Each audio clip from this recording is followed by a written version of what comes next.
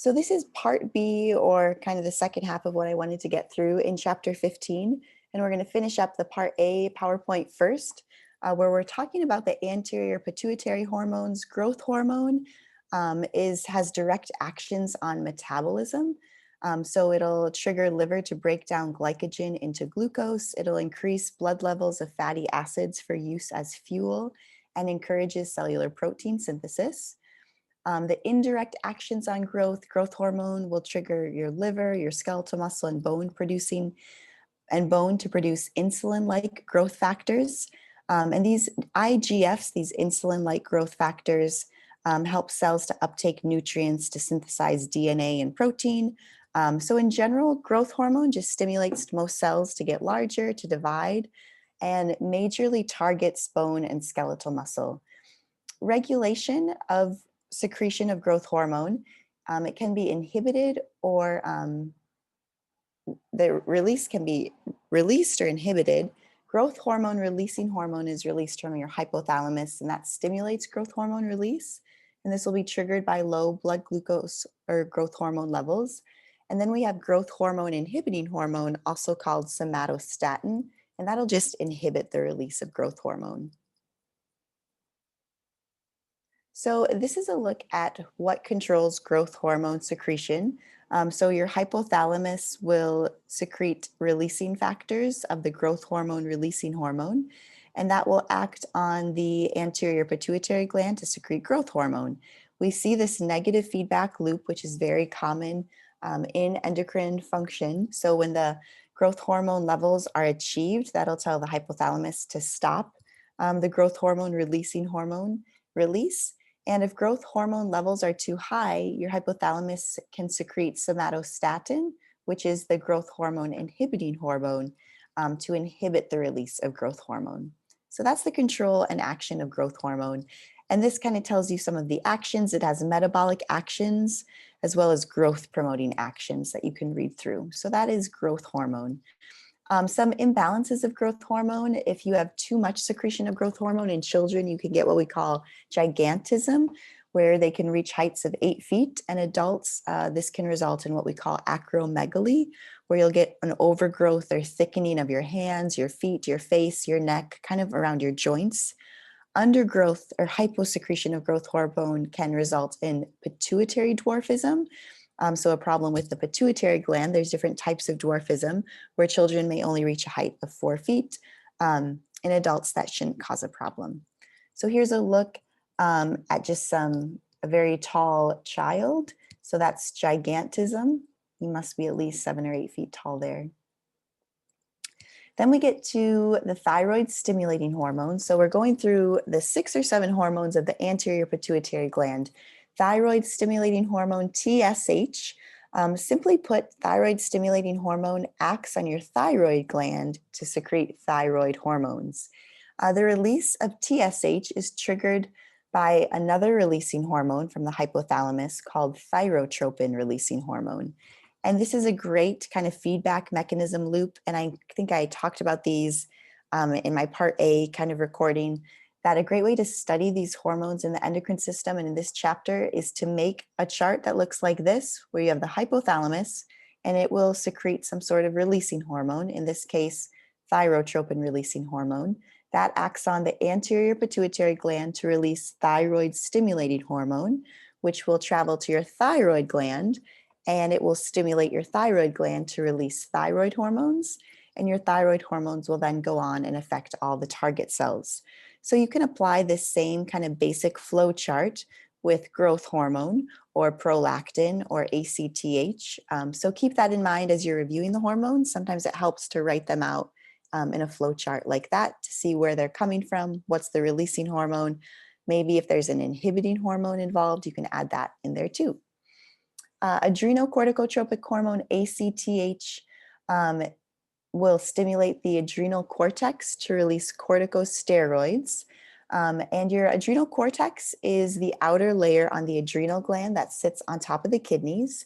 It is triggered by this hypothalamic releasing hormone called CRH. It's highest in the morning. It has internal and external factors that also alter the release of CRH, including fever, hypoglycemia, and stressors. Basically, what adrenocorticotropic hormone will do is it's involved in the stress response. So it'll just kind of get your body going and active in terms of just getting ready for the day. So it'll be highest in the morning. The gonadotropins are hormones that will affect your gonads, so the testes and ovaries. We have follicle stimulating hormone and luteinizing hormone. FSH stimulates the production of gametes, egg and sperm, and luteinizing hormone will promote the production of gonadal hormones. In females, luteinizing hormones helps mature your egg follicles and triggers ovulation, so the release of egg from the ovary. And in males, luteinizing hormone will stimulate the production of testosterone. So these are your gonadotropins. They are also released from the anterior pituitary gland.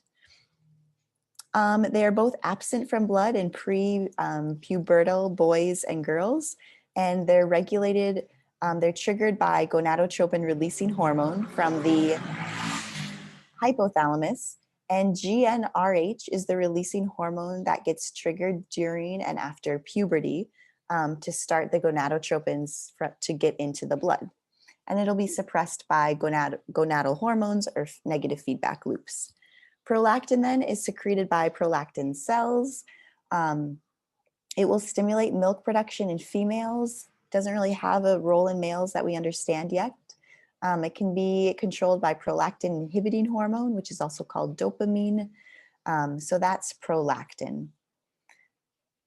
Increased estrogen levels will also stimulate prolactin as well. Blood levels will rise in prolactin towards the end of pregnancy just to get milk ready for secretion. And also suckling will also stimulate prolactin release and promote continuous milk production. Hypersecretion of prolactin is more common than hyposecretion. So we get hyperprolactemia. It's the most frequent abnormality of an anterior pituitary tumor. So it's a tumor that would cause hyperprolactin. Inappropriate lactation, lack of menses, infertility in females, and impotence in males. So some homeostatic imbalance. So I think this is just a summary of all of the anterior pituitary hormones going through the chart. So review these anterior pituitary hormones and what they do, kind of what their target or effect is. And then we'll just go right on in to part B. And again, this is what I was hoping to finish in my Tuesday lecture. So we'll start with part B, if I can find it here.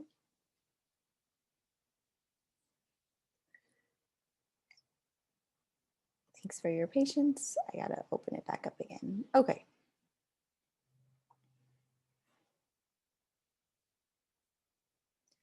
Okay, so here we have part B, and we're going to continue on now a little bit more in depth about your endocrine glands. And we'll talk about the thyroid gland, and we'll go through the other glands in the endocrine system. So this is where your thyroid gland is located, kind of right below the Adam's apple of the thyroid cartilage. Here's just a histological view of thyroid gland follicles that will work in secreting thyroid hormones. So thyroid hormones are the body's major metabolic hormones, and they're found in two forms, thyroxine and triiodothyronine, so T4 and T3. Both are iodine-containing amine hormones, so they need iodine in them, so T4 and T3. Thyroid hormones affects virtually every cell in the body. They enter their target cell and binds to intracellular receptors within the nucleus.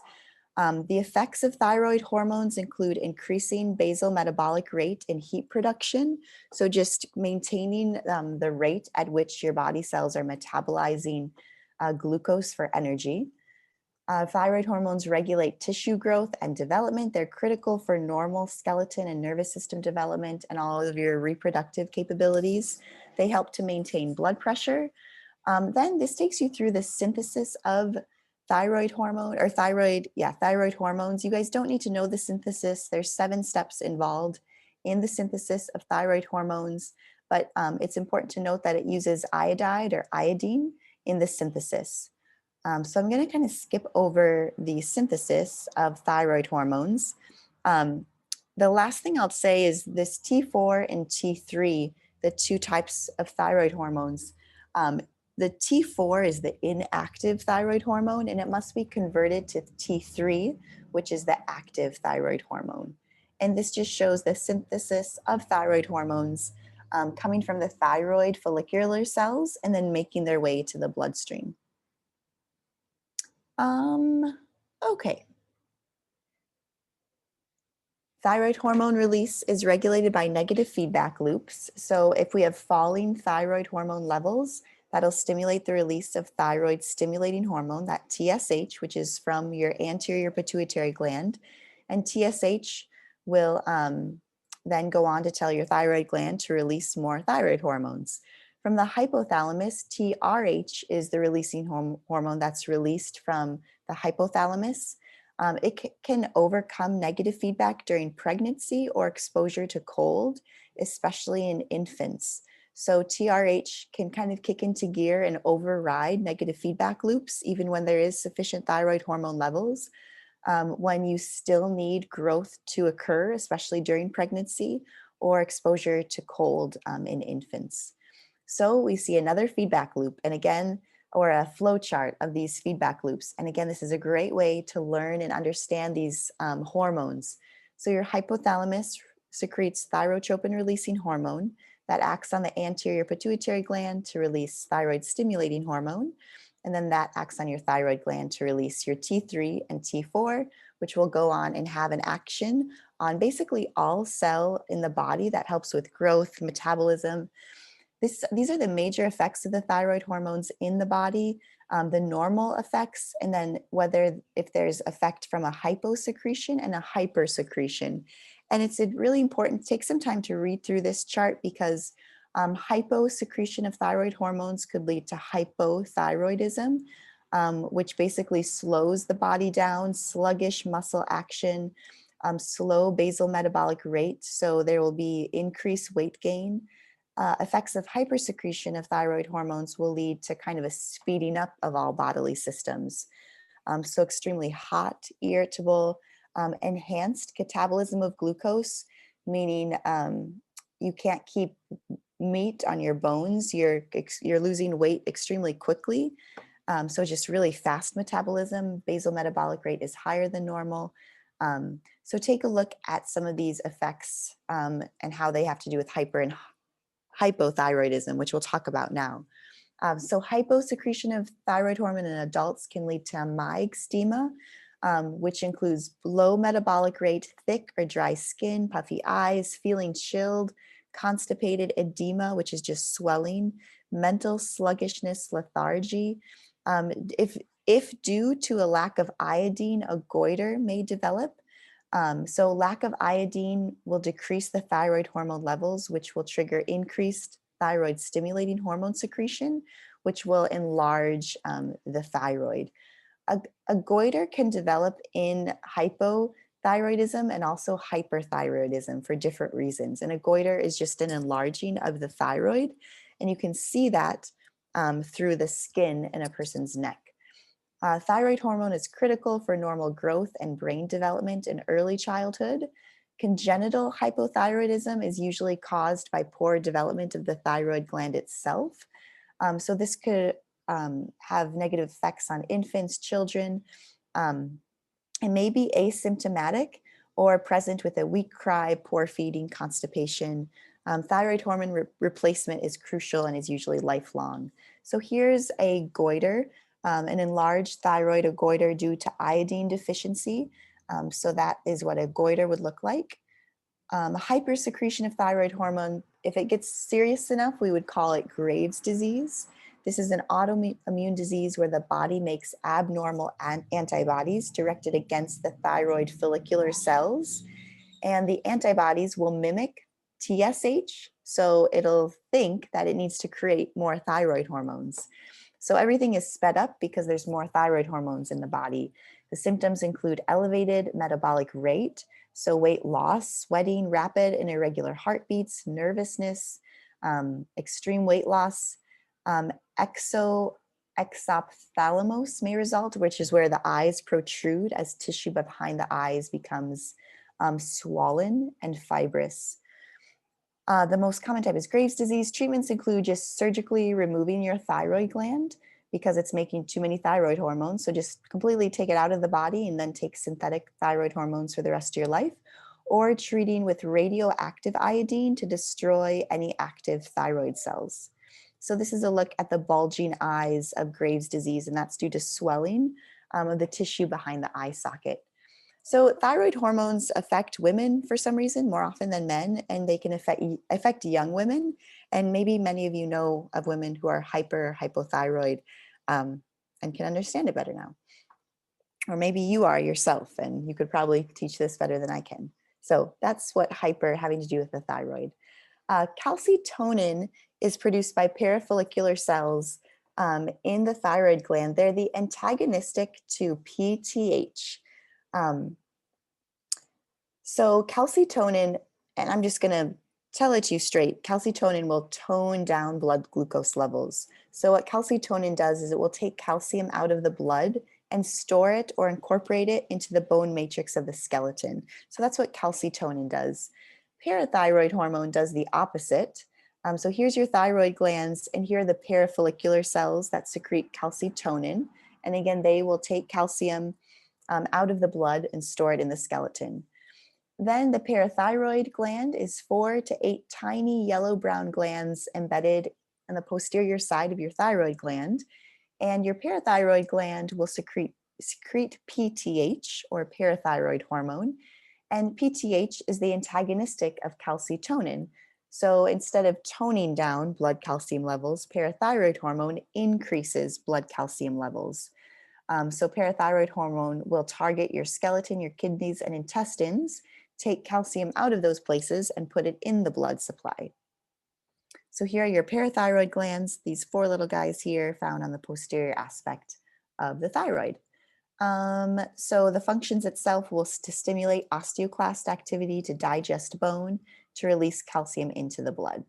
So that's parathyroid gland. These are just the effects of the parathyroid hormone on blood, on bone, kidneys, and the intestines. And again, all aspects of it are to increase calcium levels in the blood.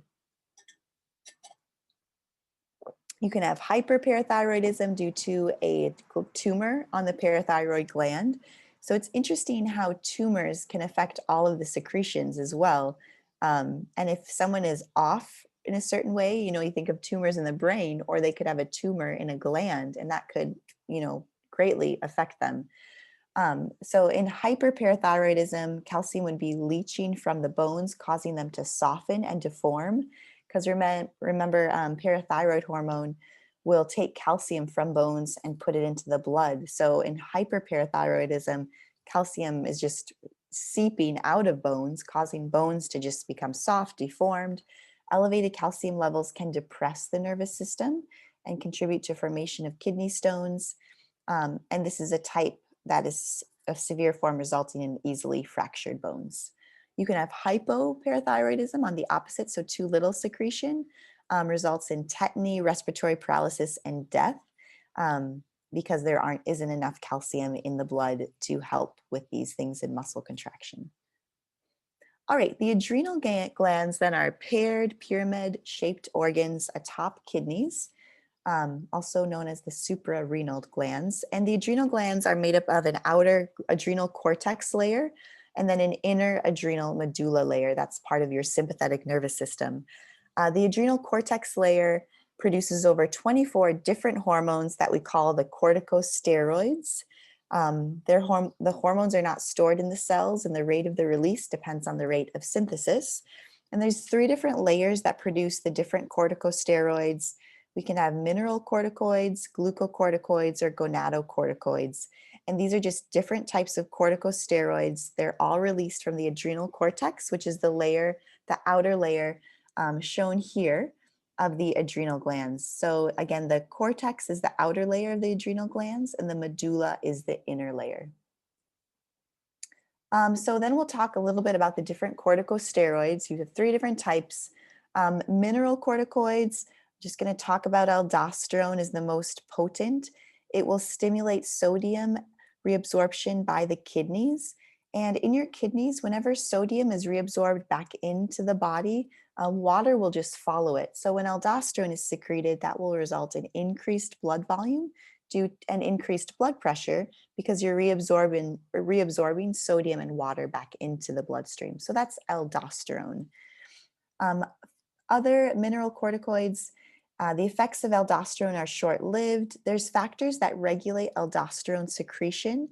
We'll talk a little bit about the renin, angiotensin, aldosterone mechanism, plasma concentrations of potassium, adrenocorticotropic hormone, ACTH, and then atrial natriuretic peptide will all be factors that regulate aldosterone secretion. The renin, angiotensin, aldosterone mechanism, this system will kick into gear if there's ever decreased blood pressure or there's some sort of internal bleeding where you're losing blood fluid levels. So this decreased blood pressure will stimulate special cells in the kidneys to secrete renin into the blood. And renin will cleave off part of a protein called angiotensinogen. And then angiotensinogen begins a cascade, which eventually converts, eventually does a conversion where we get to angiotensin 2. And angiotensin 2 is a potent stimulator of aldosterone release. So this whole renin, angiotensin, aldosterone system starts with a decrease in blood pressure. So let's say you fall down a mountain and you're hiking. This is an example that your workshop uses, and you're internally bleeding, but you don't know it. So you lose you're losing blood, and your blood pressure is just plummeting. This renin, angiotensin, aldosterone mechanism kicks into gear to try to get blood and water pressure back up in the body. Other things that affect aldosterone are the plasma concentration of potassium, ACTH, and the atrial natriuretic peptide, ANP. This is secreted by your heart in response to high blood pressure. So if blood pressure gets too high, your heart will secrete this hormone, and this will actually block renin and aldosterone secretion to decrease blood pressure. So ANP kind of has the opposite effect. It will block renin and aldosterone secretion. So this just kind of takes you through what we just talked about. We'll skip over, this has to do with adrenal tumors, and it'll result in two major problems: hypertension and edema due to excessive sodium and excretion of potassium. So there's a clinical imbalance to everything. Glucocorticoids, these hormones will involve cortisol, which is the only glucocorticoid in significant amounts in humans. This will influence metabolism of your cells and help us resist stressors. It will maintain blood pressure by increasing action of vasoconstriction and keep blood glucose relatively constant. The regulation of these cortisol will be released in response to ACTH. So ACTH will influence this response. And we'll go on to more of the actions. Cortisol will cause increased levels of blood glucose, fatty acids, and amino acids. It encourages cells to use fatty acids for fuel, and the other function is to enhance vasoconstriction of your arteries and veins to cause a rise in blood pressure to quickly distribute its nutrients to the cells. Okay. Hypersecretion of glucocorticoids can cause what we call Cushing syndrome or disease, which will depress cartilage and bone formation. It could also be caused from a tumor on the pituitary. A big sign of Cushing's syndrome is this buffalo hump, and I just want to show it to you here. So a good sign of Cushing syndrome is a little hump that you could get on the back of the neck due to fat buildup in the back due to excess glucocorticoids. Hyposecretion, too little, we would get what we call Addison's disease, which would be shown from weight loss, severe dehydration, and hypotension are common. So some of the imbalances that have to do with these glucocorticoids. Then the last corticosteroid is the gonadotropins. These are just sex hormones. There'll be weak androgens that are converted to testosterone, and they will help contribute to the onset of puberty. appearance of secondary sexual characteristics like facial hair, deepening of the voice, and the sex drive in women. So these are the gonadotropins. You can get hypersecretion of those as well. I'm going to skip over some of these. Just focus on the ones I talk about, hyperthyroidism, hypothyroidism, but I'll skip over some of these because we're not going to all become doctors. So, but it's good to know a general understanding of what these are. And then the medulla. So the medulla, the big thing about the medulla is that it'll synthesize epinephrine and norepinephrine. And these are collectively called catecholamines. So epinephrine and norepinephrine. These will increase your heart rate and increase blood glucose levels, and it will divert blood to your brain, your heart, and your skeletal muscles. So think of this as adrenaline, your adrenaline response. It's under the control of the sympathetic nervous system, so the fight or flight response. So these are the adrenal medulla. The inner part of the adrenal glands will secrete your epinephrine and norepinephrine. It'll dilate your bronchioles so you can get more airflow and increase blood flow to your skeletal muscles and your heart. So stress in the adrenal glands just show the stressful situation is initiating by the sympathetic nervous system, and that acts on the adrenal medulla to secrete epinephrine, and that'll increase your heart rate, dilate your bronchioles, everything involved with a stress response. Okay. Hyposecretion and hypersecretion. So this has to do with epinephrine and norepinephrine. There's really no problems associated with hyposecretion, but hypersecretion will lead to symptoms of uncontrolled sympathetic nervous system like hyperglycemia, increased metabolic rate, palpitations, sweating. So everything is like kicked into gear because it's like you're constantly running in adrenaline, and that can be due to, you guessed it, a tumor of cells in the medulla. All right, so this is a good summary of the adrenal gland hormones, their regulation and effects. The pineal gland is a small gland hanging from the roof of your third ventricle, kind of back behind the hypothalamus. It'll secrete melatonin, which will affect the timing of sexual maturity, puberty, day and night cycles, so sleep and wake cycles. Also physiological processes that show rhythmic variations like body temperature, sleep, appetite. So this is all secreted or effects of melatonin that's secreted from the pineal gland, which is located back there. The pancreas is a triangular gland located behind the stomach. It has both exocrine and endocrine functions. The acinar are the exocrine cells, which produce enzymes for digestion. So these enzymes for digestion will go through ducts and empty out into the small intestine. And then we have pancreatic islets called the islets of Langerhans. These are your endocrine cells. You have alpha and beta cells. Your alpha cells produce glucagon, and glucagon will increase blood glucose levels. So we call it the hyperglycemic hormone. And your beta cells will produce insulin, which lower blood glucose levels. So we call it the hypoglycemic hormone. So here are cells of the pancreatic islets, the alpha and the beta cells. And here are the pancreatic acinar cells, which are the exocrine cells, which will secrete all of your digestive enzymes, which will go to your small intestine.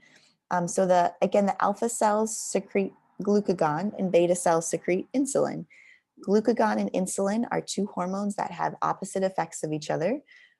So glucagon increases your glucose in the blood, and insulin decreases glucose in the blood. So here's glucagon. It will release glucose into the blood. I just want you to know that. It will break down, so how it does that, it'll go to the liver where glucose is stored. Glucose is stored as glycogen in the liver. We have a lot of G words here. Glucagon is the hormone. Glycogen is the storage form of glucose in the liver. And glucagon will travel to the liver and break down glycogen into glucose for release into the blood to try to increase blood glucose levels. Insulin is the opposite effect. It's secreted when blood glucose levels are too high. So insulin will be secreted from your pancreas after you eat, after you're eating a bunch of glucose or just the breakdown of any food. And insulin will lower the blood glucose level in 3 ways. You can read these 3 ways, but pretty much it will take glucose out of the blood and store it in your liver. Insulin is very important in neuronal development, learning, and memory. Insulin also triggers cells to catalyze the oxidation of glucose for ATP production. So insulin is extremely important throughout the body. The factors that influence insulin release are elevated blood glucose levels. That's the primary stimulus. If you have too much sugar in your blood, insulin gets released to try to take it out. Rising blood levels of other amino acids and fatty acids as well. The release of acetylcholine by parasympathetic nerve fibers, because your parasympathetic is the rest and digest division. So insulin is extremely important, and these different other hormones can influence the secretion of insulin release as well. And you can see those there. Growth hormone, glucagon, epinephrine, thyroxine, glucocorticoids, all factors that'll influence the release of insulin. This just shows kind of the balancing act that the pancreas plays and of blood glucose levels. So if your blood glucose levels gets too high or it's imbalanced from too high, your pancreas secretes insulin to take glucose out of your blood cells and put glucose in the storage form of glycogen in the liver, and blood glucose levels fall back to normal range. If blood glucose levels get too low, your pancreas will secrete glucagon, and that stimulates your glycogen to be broken down into glucose in the liver, and then that glucose goes back into the blood and to get us back to normal range. So we'll talk about diabetes mellitus. Diabetes mellitus is type 1 or type 2. The hyposecretion of insulin is type 1 diabetes. So type 1 diabetics, their beta cells are unable to secrete sufficient amounts of insulin. And hypoactivity of insulin is type 2, meaning there's insulin, but it's not performing the function that it should. Three cardinal signs of diabetes mellitus are polyuria, which is huge urine output. Polydipsia is excessive thirst, and polyphagia or phagia is excessive hunger and food consumption. So three cardinal signs of diabetes mellitus. When sugars cannot be used as fuel, as in diabetes mellitus, fats are used. This will cause lipidemia, which are high levels of fatty acids in the blood. We can get ketoacidosis, which will be ketone bodies in the urine. Hyperinsulinism is an excessive insulin secretion. If we have too much insulin, this will cause what we call hypoglycemia, which is extremely low blood glucose levels. The symptoms for this can be anxiety, nervousness, disorientation, unconsciousness, and even death. So if your blood glucose levels get too low, that is not good. So diabetics need to watch it, especially type 1. They need to give themselves insulin shots throughout the day, but they need to make sure that they also have food in their system, because if they give themselves an insulin shot and they don't eat enough, they could go into this hypoglycemic state, which could cause death. The treatment for this is just to eat something. So here's a look at the consequences of insulin deficiency or deficit in diabetes mellitus. Signs and symptoms, everything is affected, but these are just some of the consequences of insulin deficit due to diabetes mellitus. Okay, gonads and placenta. Is everyone with me so far? We're almost done here. There's a lot of information in this chapter, but I think it's kind of interesting and fun, but that's probably because I teach it. So I hope you guys can find the interestingness in it as well. Thanks for the call from the other side, Erin. I appreciate it. So gonads, yeah. Sorry, what? This is my favorite chapter. Great. Oh, that makes me so happy, Melanie. I want to become an endocrinologist. Good for you. Oh, then that's awesome. Yeah, I think it's fascinating for a couple of reasons, but just the fact that these teeny tiny hormones, which you can't see, you think of, your brain or your heart being important to bodily functions, but it's really the endocrine system that's controlling everything and all of your hormones. Yeah. So yeah. Diabetes is like my favorite thing to talk about. That's just music to my ears. I'm so glad this is interesting to you, Melanie. That's great. I think it's Melanie that's talking, right? No, or no? No, it's Jolie. Jolie. Oh, there you are. Sorry, I can't see your name. That's all good. That's great, Jolie. I'm glad. Okay, so we'll finish up here.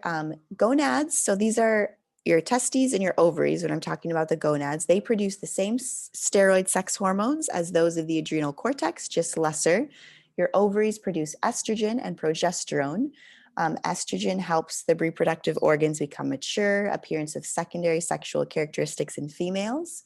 With progesterone, this causes breast development and cyclic changes in the uterine mucosa due to the monthly menstrual cycle. Your testes produce testosterone. This will really be the initiation of the maturation of your male reproductive organs. So it'll cause the secondary sex characteristics in guys, the facial hair, the lowering of the voice. It's necessary for normal sperm production, and it maintains reproductive organs in their functional state. And then the placenta secretes estrogens, progesterones, and the HCG, which is what pregnancy tests test for. Okay. Hormone secretion by other organs, your adipose tissue, your adipose cells can release leptin, which helps with appetite control, resistin, insulin, which is an insulin antagonist. I don't think I'm going to ask you too many questions about, let's see here. Your GI tract secretes hormones. Some of these we'll get to when we talk about your digestive system. So I don't think I will ask you too many about these. Your heart, I do want you to know A and P because it is the antagonistic of aldosterone. So I do want you to understand this A and P from the heart. Kidneys, erythropoietin, is the hormone that secretes the production of red blood cells. And then renin from the kidneys will initiate that RAA, what we call it, the renin-angiotensin-aldosterone mechanism. Your skeleton, so we have skeleton hormones. I'm not going to ask you too much about this. Your skin also secretes hormones, precursors of vitamin D, calcitriol, which is an active form of vitamin D that just helps absorb calcium from your intestine. And then your thymus, it'll be large in infants and children, but it actually shrinks with age. So your thymus is a part of the immune response. It'll have different hormones that are secreted that are involved in normal development of T lymphocytes in the immune response. And that is it for this chapter.